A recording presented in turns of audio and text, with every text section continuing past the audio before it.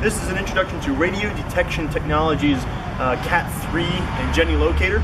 We're going to start with the locator. The first thing we're going to do is energize a pipe. I'm trying to locate this plastic pipe right here. We've already run a electrician's fish down inside of it. You have to get something metal inside the pipe for this thing to put a signal into. So we've already got that down there. We're going to set up the Genny to put a signal into that fish.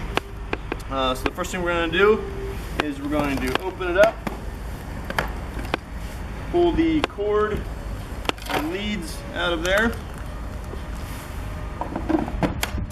We're going to take the black leader, we're going to clamp that onto our ground. I've already got our ground staked in the ground over here. Clamp that on there. The one thing to keep in mind when you're putting the ground rod in, if your pipe is running this direction or generally that direction, always make sure that your ground rod is perpendicular 8 to 10 feet away from where you think your pipe is going to be. That's probably the most critical point to doing this whole locate. The next thing we'll do is turn the power on. I'm going to press the button right here. You'll hear it emitting a noise. The tone will change, recognizing that we plugged the plug in here. Now the way that you know that you've got a good ground is when I clamp this red lead onto the electrician's fish, you should get a noticeable tone change. So we'll do that now. Listen for the tone change when I clamp this onto the lead. Take it off again. So you want to make sure you hear that tone change whenever you're hooking this unit up.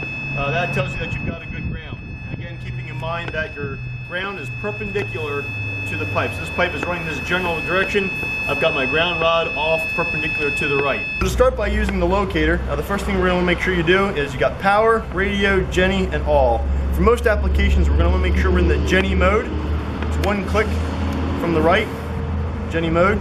This is going to be your sensitivity the whole way to the left. Counterclockwise is down, to the right is up. When you're within 20 feet of the snake or the fish going into the pipe or the pipe itself, your sensitivity is very sensitive. So make sure you're down here at the bottom and only move it just ever so slightly until you're further than 20 feet away, and then you can begin to adjust your sensitivity up at a more rapid pace. So to begin, I'm going to simply grab the trigger here on the bottom. That turns it on, and then I'm going to back up, and I'm going to just play with my sensitivity a little bit here. And I want to go back and forth over the line this way. So I'll continue to go this direction, back and forth. I'm seeing my graph peak at the very top of the graph, and that's when I know I'm directly over the pipe.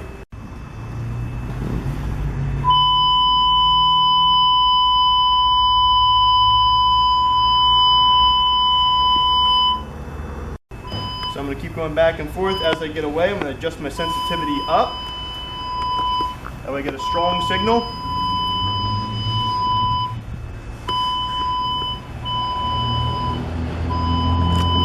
And you can continue to follow the pipe like this, making sure that you keep your peak of your graph directly over top of the pipe.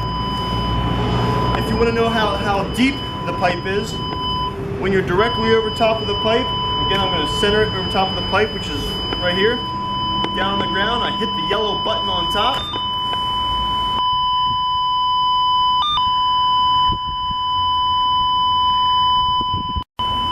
And it gives me a reading of 1 foot 5 inches.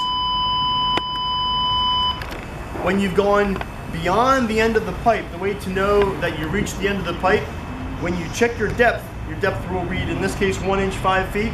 When you get beyond the pipe, it'll all of a sudden drop off. All of a sudden it'll be 5 feet, then another foot, 10 feet, and 15 feet. And that's how you know that you've gotten to the end of your pipe, when you see the depth drop off. There are several other methods to using this Genny besides the direct connect method. The first thing is, if you don't have a plastic pipe and you just have a metal pipe, it's even easier. You don't need an electrician's fish. You can clamp directly onto the pipe if it's metal and send a signal through a metal pipe. The other method, if it's electric lines or anything like that, you can disconnect this piece here. This thing now is just emitting a signal off the bottom of the box. You can take that and set it directly over the pipe, and it will transfer a signal down into the ground and energize any pipe or wire or anything that's down below there. and you don't need to use the direct connect method. However, the direct connect method is always the strongest signal and will always work the best. This should be used as somewhat of a last resort or if you're locating electric lines or other buried lines that go below the surface. You can also use the locator to locate live electric lines. You will not be able to locate the depth without using the generator mode, but you can locate electric lines without using the generator mode if you just want to see where they're at. So to locate the electric line, switch to the power mode, grab the handle,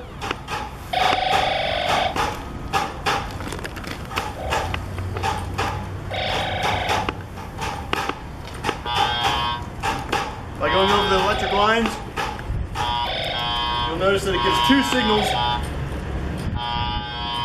As I pass over it, the graph spikes, shows right where I'm at.